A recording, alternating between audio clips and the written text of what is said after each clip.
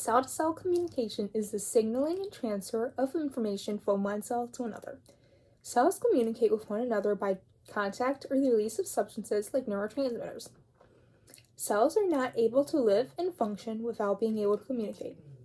Without communication, we would die. Some things that relate to communication of cells is introduction to skeletal muscle and electromyography. Our body contains over 650 skeletal muscles. Our skeletal muscles make movement, breathing, speech, and facial expressions possible, while being completely voluntary. Now you may be wondering how this exactly relates to cell-to-cell communication. Well, skeletal muscles need to be told to contract. An action potential will travel down an axon of a motor neuron. It will transmit the potential across the synapse, and it will communicate with a muscle. So how do muscles contract at the cellular level via the sliding filament theory? Well, the first step is the action potential. The action potential will travel down the motor neuron and it will cause voltage-gated calcium channels to open. When these channels open, it causes the vesicles to release acetylcholine, which is a neurotransmitter, and this neurotransmitter will be released into the synapse. Acetylcholine binds receptors, which then leads to the diffusion of potassium and sodium ions, resulting in another action potential. This action potential is called an end plate potential. Now, step 3. Now our muscle cells have reached threshold, and the action potential will continue to travel down the muscle cell via T-tubules and will eventually cause mechanical and voltage-gated calcium channels to open. Step 4. When calcium travels in, it binds to a protein called troponin and allows another protein, tropomyosin, to move off the actin myosin sites.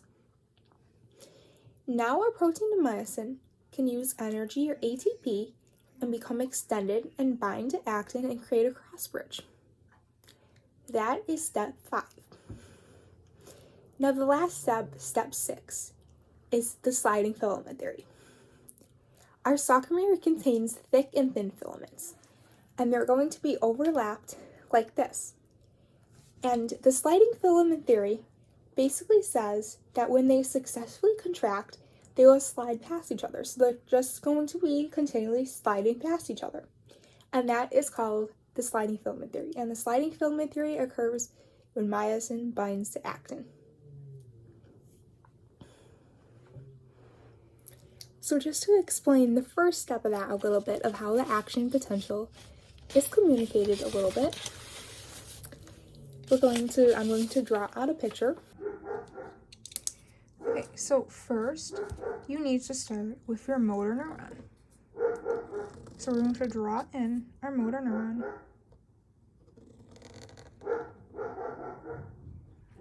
So that's our motor neuron. Now, the first thing to know about our motor neuron is that it has an action potential traveling down it.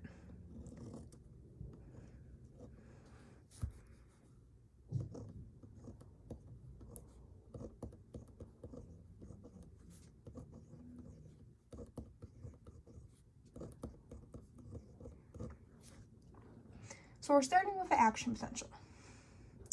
This action potential will travel down the motor neuron and it'll reach the axon terminal. So right here, we have the axon terminal.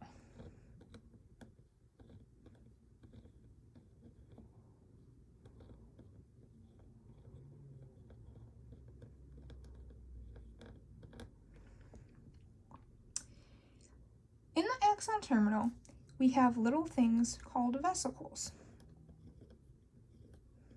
And these vesicles contain neurotransmitters. Specifically, they contain the neurotransmitter acetylcholine. They also have voltage-gated channels all along the axon terminal.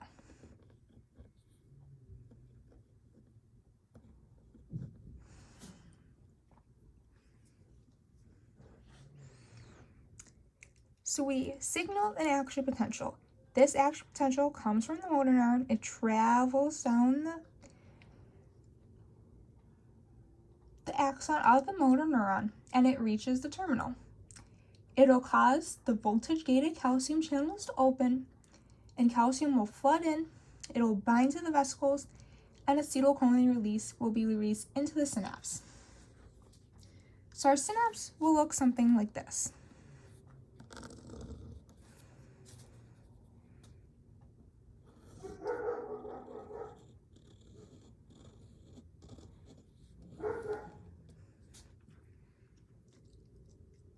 And in the synapse, we're going to have a bunch of acetylcholine receptors that the acetylcholine is going to bind to once it's released into the synapse.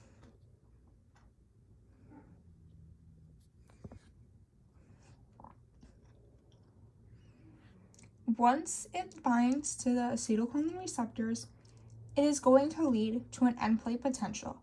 And that end plate potential is going to travel through the muscle cell to then create contraction.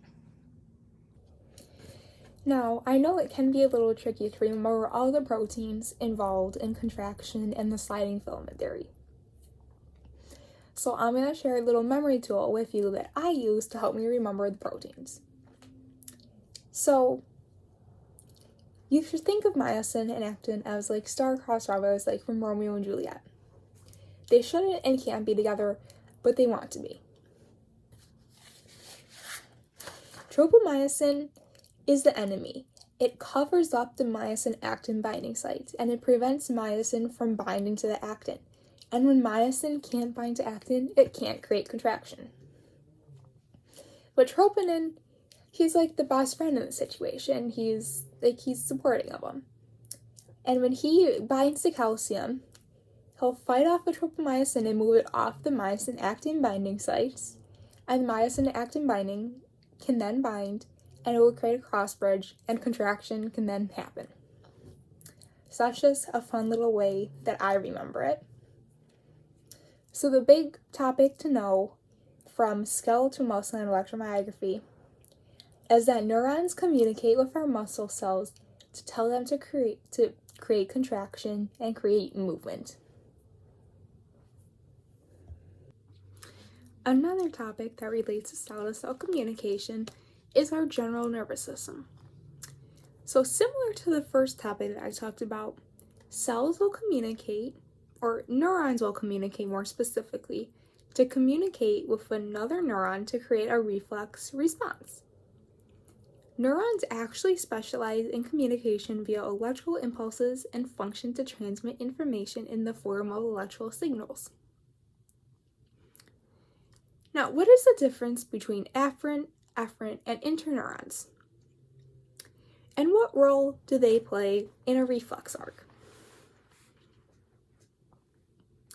First, to just briefly touch on communication a little more, an electrical impulse will travel down the neuron via the axon where it reaches the axon terminal and is converted to a signal and passed to the next cell. So the afferent or a sensory neuron, they're called both. These neurons will travel from the sensor to the central nervous system. These neurons are the input. They take the sensory input and they convey it to the central nervous system, like our brain. The efferent motor neurons, they can be called efferent neurons or they can be called motor neurons. These neurons travel from the central nervous system to the effector, commonly either a muscle or a gland, to create the response. So these neurons will take the response from the central nervous system and they will travel it to like a muscle to actually create the response like a reflex. Efferent motor neurons are the output. Interneurons are the pathway between the afferent and the efferent neurons, and they integrate the sensory input along with the motor output. So the interneurons are just located right in between the sensory neurons and the motor neurons, and they're going to convey the information from the sensory neuron to the motor neuron. Now, what steps does it require to create a reflex arc? Well, the steps of the reflex arc include step 1. A receptor detects a change. And then step 2, the sensory neurons will activate and they will transmit a signal towards the CNS. Step 3, the interneurons integrate the information and send the signal to the motor neurons. Step 4, the motor neurons transmit the signal to the target. And step 5, a response will be created. Some of the most common responses and reflexes are taking your hand away from a hot surface, or when your doctor hits your knee with the little hammer. Now, to just make the afferent and interneurons a little more clear, I'm gonna show a labeled picture and just explain how it all works and travels through a reflex arc. Alright, so here we have a reflex arc. So say it senses pain. It senses a change in pain. So your sensory neuron is going to travel in via the dorsal root. So here's a dorsal root. It's going to travel in and it's going to reach the interneuron. The interneuron is going to integrate the information from the sensory neuron and is going to convey it to the motor neuron. So here we have the motor neuron, and the motor neuron is going to take the information and it's going to convey it outwards, out of the ventral root and out towards the muscle. So here I just have a muscle drawn in. So if we sense pain, maybe it was just for instance, it was traveling to our biceps muscle to take our hand away. Sensory would come in, interneuron would integrate it, motor neuron would travel it to the target, and we would move our hand away.